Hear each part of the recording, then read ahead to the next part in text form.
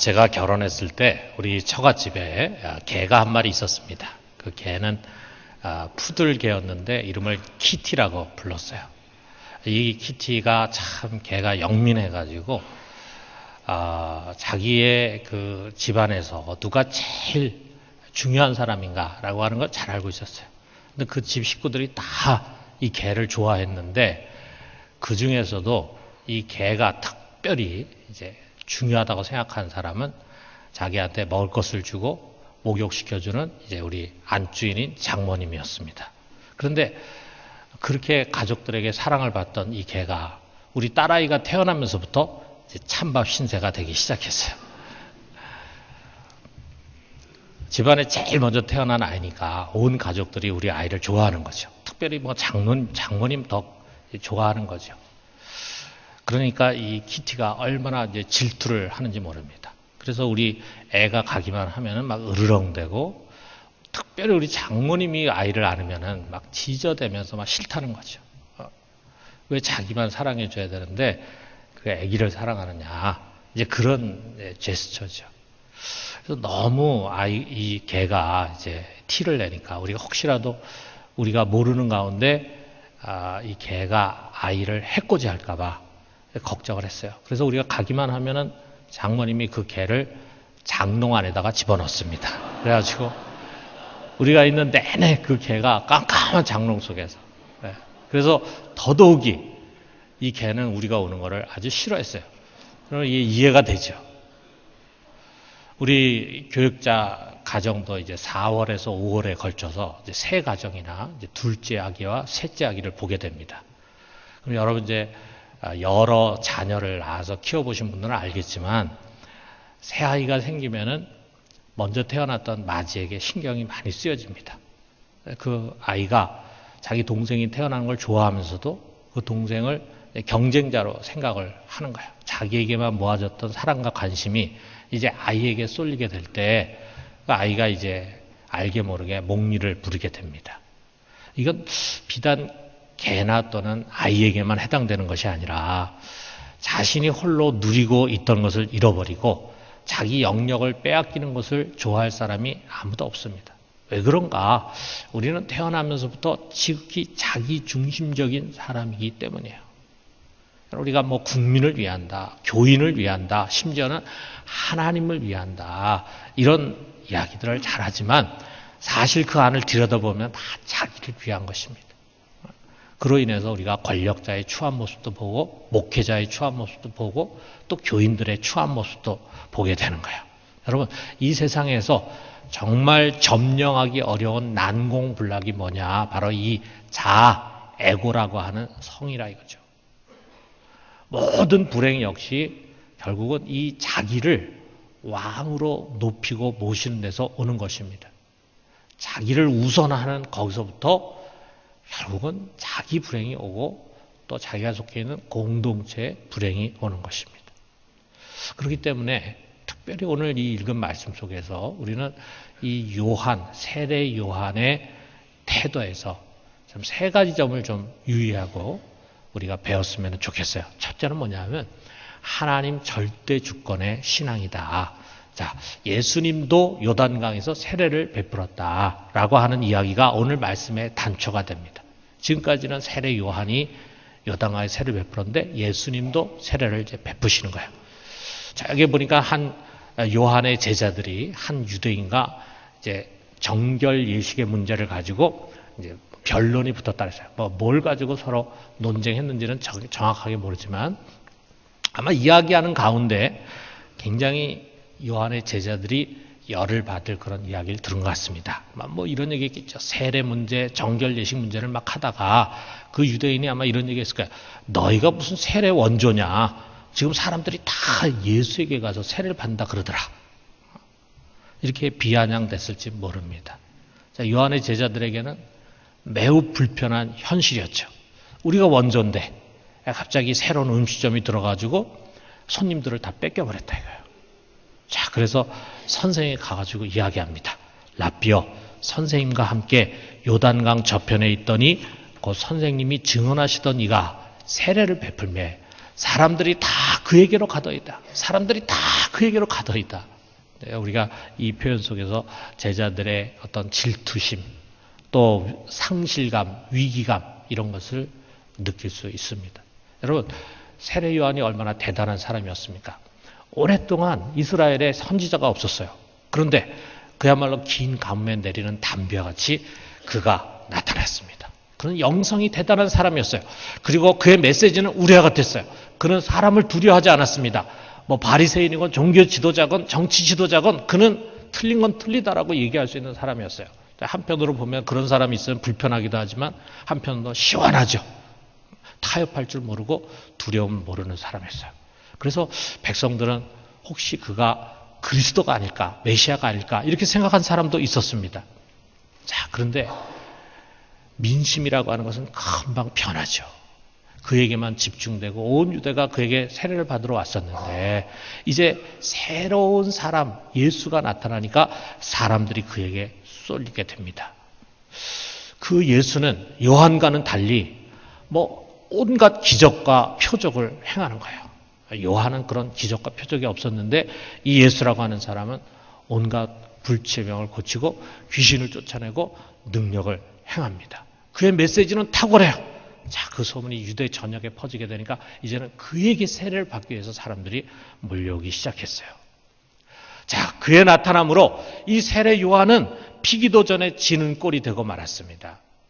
그런데 이렇게 사람들로부터 이제 인기가 없어지고 또 사람들에게서 멀어지는 것으로 끝나는 것이 아니에요. 여기 24절에 보니까 요한이 아직 옥에 갇히지 아니했더라 라고 하는 말씀을 통해서 물론 우리는 뭐 다른 복음서에서 잘 알고 있지만 이제 요한이 미래에 어떻게 될 것인가를 잘 알고 있습니다. 그는 이렇게 인기 없이 지내다가 어느 날 이제 헤롯에 붙잡히고 감옥에 갇히게 되고 그리고 그 다음에 목베임을 당하는 그야말로 비참한 최후를 맞이하게 될 것입니다. 자, 그런데 제자들이 와가지고 지금 다 저 사람에게 가더이다라고 하는 말을 듣는 요한의 대답은 이것입니다. 27절에 보니까 만일 하늘에서 주신 바 아니면 사람이 아무것도 받을 수 없느니라 그랬어요. 지금 저 예수에게서 나타나는 영적인 카리스마와 은사 이거는 사람이 하는 게 아니다. 이거는 하늘에서 내려온 것으로 그가 하고 있는 것이다. 라고 하는 것을 이제 제자들에게 주지시키고 있는 거죠. 그러나 이 말은 예수님만을 증언하는 것이 아니라 세례 요한 자신에 대한 고백이기도 합니다. 세례 요한이 나타나서 세례를 베풉니다. 회개하라고 외칩니다. 수많은 사람들이 몰려옵니다. 그가 세례를 베풀 수 있도록 권한을 주신 것도 하늘에서 권한을 주신 것이고 그리고 수많은 사람들이 그에게 몰려오게 한 것도 하늘에서 그렇게 하신 거라 이거죠. 그리고 이제 자신이 그 모든 것을 잃어버려 가고 있는 그것도 하나님이 그것을 취하여 가시기 때문이다 라고 하는 고백이에요. 그래서 NIV 성경에서는 27절을 이렇게 번역했어요. 자, 우리 영어는 빼고 그 영어를 번역하면 이겁니다. 사람은 하늘이 준 것만을 가질 수 있다. 하늘에서 주지 않으면 우리 사람이 가질 수 없다. 행할 수 없다라고 하는 그 말을 다시 거꾸로 말하면 사람은 하늘이 준 것만을 가질 수 있다. 여러분 이게 뭡니까? 이게 성경 전체 흐르고 있는 하나님 절대 주권 신앙이에요. 여러분 이 세상의 주인은 내가 아닙니다. 주인은 하나님이십니다. 이 세상은 내 뜻대로 되는 것이 아닙니다. 이 세상은 우리 하나님의 뜻대로 되는 것입니다. 여러분 이거 믿으십니까? 우리 사람에 의해서 좌우되는 것이 아니에요. 궁극적으로 하나님께서 그가 계획하고 세우고 뜻하신 바대로 이 세상은 움직여가게 되어 있어요. 여러분 하나님을 믿는 신앙의 기본이라 이거죠. 우리가 이것을 깨닫고 믿고 그리고 자신의 삶에 적용하는 그것이 은혜로운 삶의 열쇠입니다. 모든 것은 하나님으로부터 오는 것이다. 그가 허락하지 않으면 아무 일도 일어날 수 없습니다. 여러분 예수님 비유 중에 그런 말씀 있잖아요. 참새 5마리가 2아사리온에 팔립니다. 헐값에 팔리죠. 정말 가치 없는 미물이죠. 그럼에도 불구하고 하나님이 허락하지 않으면 그 가치 없는 미물 참새 한 마리도 땅에 떨어지는 일이 없다. 하물며 너일까 보냐. 하나님이 허락하지 않으면 이 세상에 일어날 일은 아무것도 없다라고 하는 하나님 절대 주권입니다. 여러분, 내가 원한다고 해서 되는 거 아닙니다. 또 내가 원치 않는다고 해서 피할 수 있는 것도 아닙니다. 자, 우리가 고린도전서 12장에 보면은 거기에 은사와 직분에 대한 가르침이 나와요. 거기서 그런 얘기가 있어요. 우리가 신령한 것을 사모해서 내가 어떤 신령한 은사를 좀 받고 싶다. 그러면 그것을 구하라 이거예요. 방언하고 싶다. 또는 예언하고 싶다. 병 고치는 은사를 받고 싶다. 구하라 이거예요. 우리가 구해서 받을 수도 있습니다. 그러나 그 성경에서 가르치는 보편적인 원리는 뭐냐? 모든 은사와 직분은 우리가 원하는 대로 얻는 것이 아니라 성령이 그의 뜻대로 나눠주시는 것이라 이거죠. 성령이 그의 절대 주권에 의해서 그가 원하는 자에게 이런 은사를 주기도 하고 그가 원하는 자를 이런 직분으로 세우기도 하고 한다 이것입니다. 그렇기 때문에 우리 모두가 목사나 교사가 될 수 없고 우리 모두가 다 병 고치는 은사를 갖고 예언하는 은사를 가질 수 없다 이거예요. 무슨 말입니까? 우리 각 사람에게는 주어진 분복이 있습니다. 우리가 노력해서 되는 일도 있지만 우리들에게 주어진 분복이 있다 이거예요. 그가 주셔서 누리는 것도 있고 내가 원하지만 허락되지 않는 것도 있습니다. 어떤 사람에게는 부를 주셔서 그것을 누리게 하지만 어떤 사람에게는 그것을 허락하지 않습니다. 어떤 사람은 장수하게 하지만 어떤 사람은 일찍 불러가십니다. 뭐 죄가 많아서 일찍 불러가고 착해서 장수하는 거 아닙니다. 그럼 왜 어떤 사람은 일찍 가고 어떤 사람은 오래오래 사는가? 우리가 알 수 없는 하나님의 계획과 뜻이 있다 이거죠. 여러분, 하나님의 때도 있습니다. 때가 되니까 세례 요한을 일으켜가지고 그러하여금 큰 사역을 하게 했어요.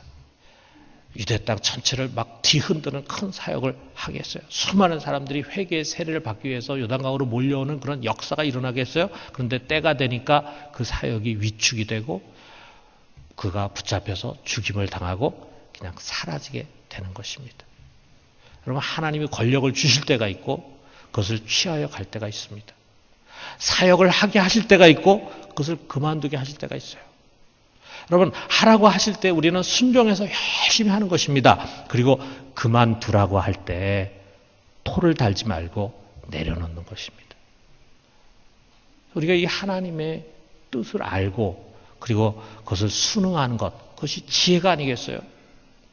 그러므로 하나님의 절대 주권 신앙은 무엇인가? 우리보다 더 멀리 보시고 더 먼 미래를 내다보시고 전 세계와 온 우주를 내다보시는 그야말로 지각에 뛰어나신 전능자가 행하는 그것이 가장 좋은 길이다라고 하는 것을 인정하는 것입니다. 그리고 감사함으로 그것을 받고 순종하면서 영광을 돌리는 것입니다. 때때로 우리가 살아가는 삶에 우리가 이해가 안 되고 내가 원하지 않는 것이 일어날 수 있어요. 그럴 때마다 우리는 이 하나님의 절대 주권 신앙 이것을 고백하는 게 필요합니다. 욥이 그랬잖아요. 여러분, 욥기 1장 21절에 그가 모든 재산과 자녀를 다 잃어버린 다음에 고백하는 게 뭡니까? 주신 이도 여호와시오 거두시는 이도 여호와시니 주의 이름이 찬송을 받을지니라. 그때는 욥에게 그것이 불행한 것 같았지만 결국 마지막에 가서는 욥에게 축복이 되더라 이거죠. 여러분, 우리 주권자 하나님을 신뢰하면서 순종의 길을 걸어갈 수 있기를 주님의 이름으로 축원합니다. 두 번째로는 그가 흥하여야 한다라고 하는 거예요. 사람들이 요한에게 주목합니다. 특별히 그의 제자들은 누구보다도 그 선생을 높이려고 했겠죠. 그러나 요한은 자기의 위치를 잘 알고 있습니다. 28절에 이런 말합니다. 내가 말한 바 나는 그리스도가 아니요 그의 앞에 보내심을 받은 자라고 한 것을 증언할 자는 너희니라. 난 그리스도 아니다. 사람들 중에는 요한이 그리스도일지도 모른다. 제자들 중에는 우리 선생님이 그리스도가 아닌가? 그리스도가 와도 이만큼 더 할 수 있겠는가? 이런 생각을 갖는 친구들이 있었지만 요한은 자기가 누구인가 하는 것을 분명히 고백합니다. 난 그리스도가 아니다. 그럼 요한은 뭔가 그리스도가 나타나고 등장할 수 있도록 길을 예비하고 준비하는 사신에 불과합니다. 요한은 이 세상에 예수님보다 6개월 일찍 태어났어요. 요한이 이 세상에 태어난 목적이 뭡니까? 그를 특별히 구별해서 키우게 하고 광야에서 자라게 한 목적이 뭡니까? 때가 됐을 때 그를 세상에 보내가지고 사람들로 하여금 세례받도록 한 것이 목적이 뭡니까? 다른 목적 아니에요. 하나님의 아들을 세상에 증언하게 하기 위해서 그에게 이와 같은 인생의 과정을 허락하신 것입니다. 하나님이 그에게 세례를 베풀 권한을 주시고 온 유대의 명성을 얻게 하고 그야말로 인기의 절정에 서게 했던 이유가 뭐냐? 그걸 통해서 그리스도를 드러내게 하기 위한 것이었어요. 다시 말해서 요한의 삶은 자기를 위한 것이 아니었습니다.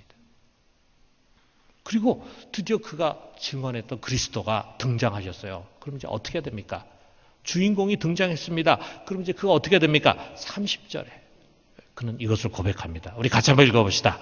그는 흥하여야 하겠고 나는 쇠하여야 하리라. 바로 이거예요.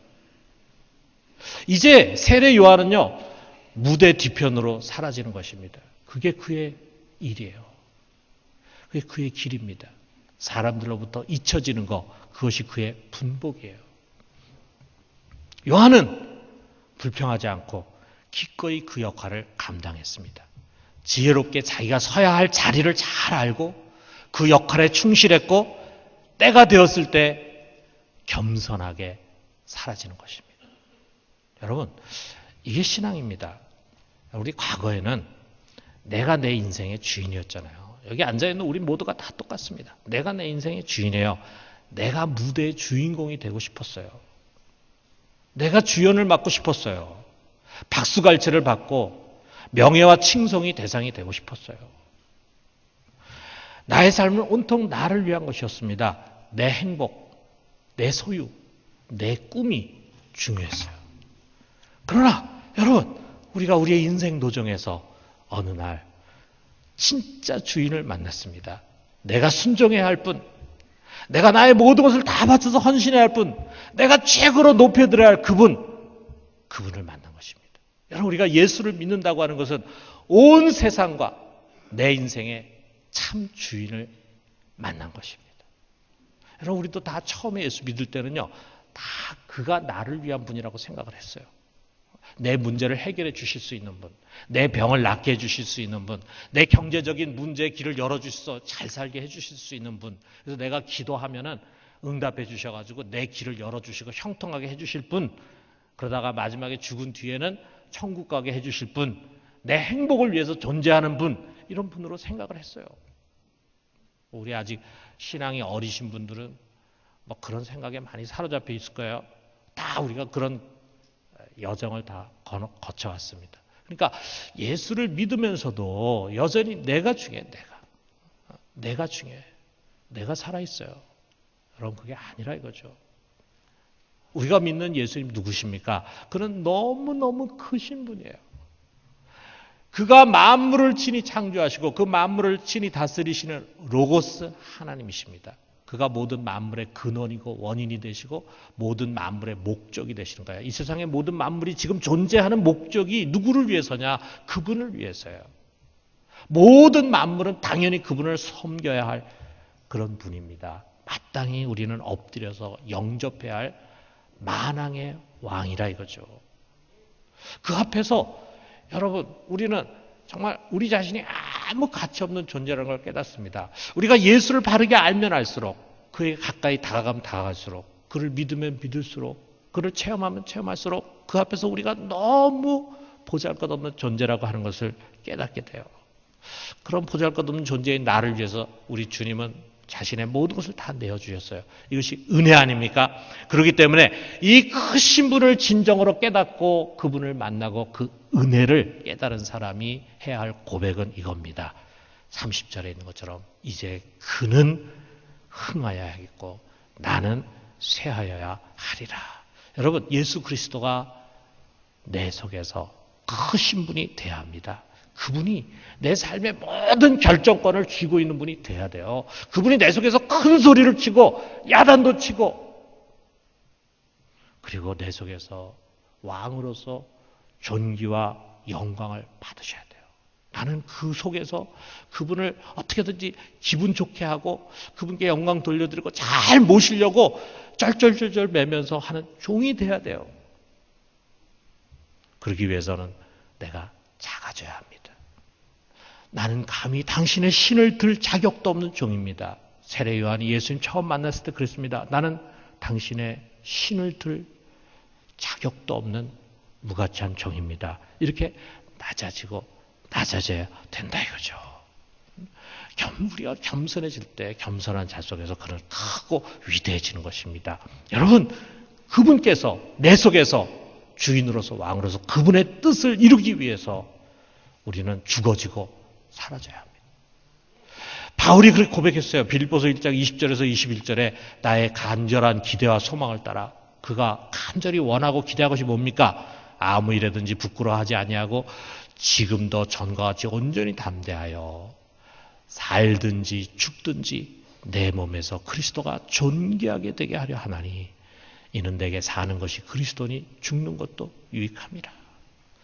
내 안의 주인은 그분이십니다. 내가 죽든지 살든지 그분을 존귀하게 하는 것이 내 삶의 목적이라 이거죠. 여러분 속에 예수님은 어떤 분으로 계십니까? 크신 분으로 존귀하게 여김을 받고 있습니까? 아니면은 우리 삶의 구석에서 우리가 너무 인정해 주지 않으니까 존재감도 드러내지 못하고 저 구석에 보이지 않는 곳에 움츠리고 계신 아주 작은 분으로 계십니까? 내 마음대로 혈기와 욕망과 내 영광을 우선하면서 여전히 내가 주인이 되어 있는 것은 아닙니까? 여러분, 이제 오늘 이 말씀 속에서 우리가 다시 우리의 참된 자리로 돌아가야 합니다. 우리의 주인된 자리를 비워드리고 그분께서 거기에 앉으셔서 그분께서 명령하시고 우리는 순종하는 자리가 돼야 합니다. 그래서 우리 속에 오직 그리스도가 흥하게 되기를 주님의 이름으로 축원합니다. 마지막 세 번째로 예수님 때문에 행복한 삶이에요. 여러분 누구나 다 젊을 때는요 찾아오는 사람 많습니다. 만나자는 사람 많습니다. 오라고 부른 데 많습니다. 바쁘게 살아가죠. 뭔가 나의 삶에 영향이 여러 군데 미치고 있는 것을 느끼죠. 그런데 이제 점점 나이가 들어서 하던 일을 하나둘씩 내려놓습니다. 그래서 사람들 속에 점차로 영향력이 사라지고 잊혀져 가요. 참 이거는 서글픈 일이죠. 아마 여러분 중에 그런 분들이 있을 거예요. 옛날에 젊었을 때는 정말 교회에서 나 없으면은 교회 일이 안 될 정도로 정말 여기저기 뛰어다니면서 열심히 일했는데 이제는 다 늙고 힘이 없어지니까 내가 필요 없는 존재인 것처럼 생각될 만큼 잊혀지고 있다, 사라지고 있다, 좀 서글프다 하는 생각이 드시는 분이 있을지 모르겠어요. 사실 우리가 다 가야 하는 길 아닙니까? 여기 앉아있는 모든 분들이 다 그런 예외가 없습니다. 언젠가 때가 되고 나이가 들면은 우리가 더 이상 일을 많이 할 수 없는 그런 때가 오지요. 근데 세례 요한이 지금 바로 그 위치에 서 있습니다.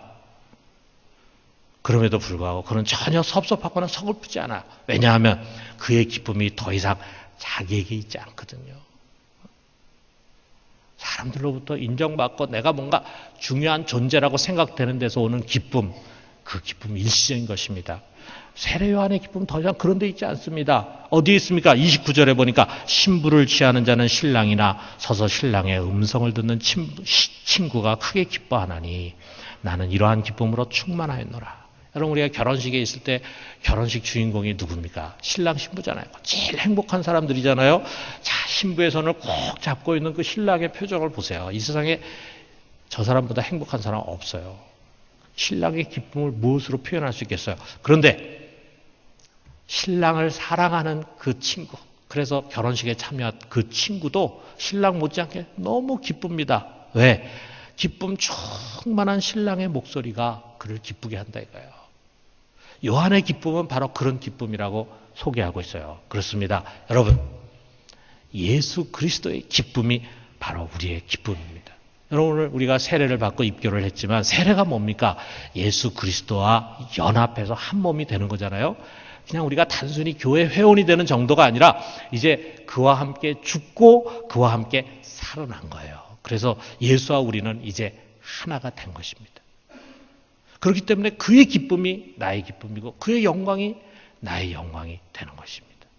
여러분 언제 우리 속에 참 기쁨의 샘이 솟아날까? 우리 샘이라는 것 때 퐁퐁퐁퐁 물이 막 솟아나는 거는요 막을 수가 없어요. 그런 것처럼 막 기쁨의 샘이 우리 속에서 솟아납니다. 그냥 한순간 기쁘고 마는 것이 아니라 계속 우리 속에서 기쁨의 샘이 솟아나는 것은 언제일까? 그것은 우리 안에 계신 예수 그리스도를 기쁘시게 할 때입니다.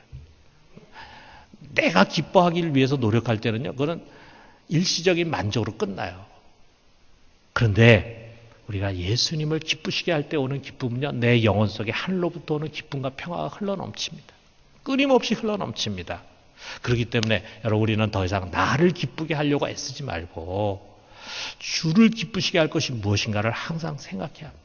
주를 기쁘시게 하는 게 뭘까? 우리가 살아가면서 이때 내가 어떻게 하면은 우리 주님을 기쁘시게 할 수 있을까? 어떻게 하면 나를 기쁘게 할 수 있을까? 라는 생각도 항상 있겠죠. 내가 이렇게 하면 기쁠 것 같다, 행복할 것 같다, 좋을 것 같다. 그러면서 우리가 선택하잖아요. 여러분, 그렇게 선택하는 것은 오래가지 않습니다. 오히려 나에게 큰 불행을 가져다 줄 수 있어요. 그런데 여러분, 우리가 선택의 순간에 내가 어떻게 선택하면 주님을 기쁘시게 하는 선택이 될 수 있을까? 이렇게 생각하고 그것이 나에게 조금 별로 좋아하는 일도 아니고 때로는 고생이 되는 일처럼 보인다 할지라도 주님이 기뻐하는 길을 선택하면은 여러분 정말 기뻐집니다. 뭐라고 표현할 수 없이 기뻐집니다. 뭐 세상에 내가 얻은 것도 없는 것 같고 세상에 내가 큰 이익을 보는 것도 아닌 것 같고 때로는 막 손해를 입는 것 같은데도 내 안에 감출 수 없는 기쁨이 일어나요. 왜 그렇습니까? 우리 예수님이 기뻐하기 때문이라 이거예요. 자, 그렇다면 여러분, 우리 예수님 언제 가장 기뻐하실까? 여러분, 정말 그분을 내 안에 왕으로 주님으로 모신다고 한다면 이거 중요한 질문 아니겠어요? 이 중요한 정보 아니겠어요? 그런데 그분이 언제 가장 기뻐하실까? 물론 우리가 예배 드릴 때도 기뻐하고 우리가 하나님 말씀대로 살아가려고 노력할 때도 기뻐하겠지만 그분은 한 영혼이 돌아올 때 가장 기뻐합니다. 잃어버린 양의 비유, 탕자의 비유가 그걸 우리가 알려주잖아요. 오늘 이렇게 세례를 받는 이 자리 주님 가장 기뻐하십니다. 그렇다면 우리가 한번 해보자 이거죠. 열심히 해봐요. 여러분, 이번에 우리가 참 영혼을 한번 구원해서 우리 예수님 한번 기쁘시게 해봐요. 우리가 그 일을 하면은 정말 우리가 기쁨이 무엇인가 하는 것을 깨닫게 될 것입니다. 주님을 기쁘시게 해서 그 기쁨을 같이 누리는 우리 모두가 되기를 주님의 이름으로 축원합니다.